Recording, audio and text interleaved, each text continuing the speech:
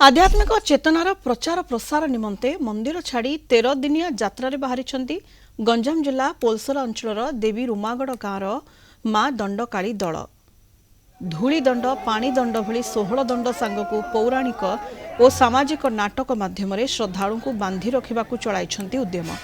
पोलसर अंचल मेरु पर्व पई रानीपड़ार मां उत्तरा काली माଳ तेंतुलियार पाताल भैरवी सोड़क ग्राम मां को यात्रा आरंभ हो जाइछि।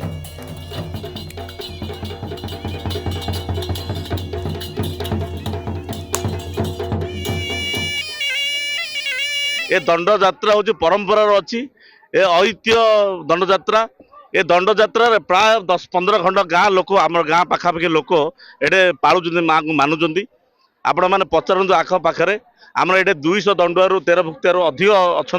एप्रिल 13 तारीख दिन आपण मैंने देखिए ये प्राय 15,000 ऊर्ध्व लोक मेरु पर्व देखा आसुँच।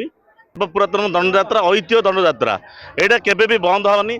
आम आज माने पिला दिन देखु आमको भी 44 वर्ष है आगू भी चलो माने बहुत दिन दिन डेभलप होची। माँ उत्पत्ति हेले दंडकाली माँ आम 25 किलो 30 किलोमीटर चली चली जाऊँ। झामु यात्रा होची अग्नि खेल होची धूली चातल गड़ुचु राति 12 घंटा 2 घंटा को आम अन्न सेवन करूँ।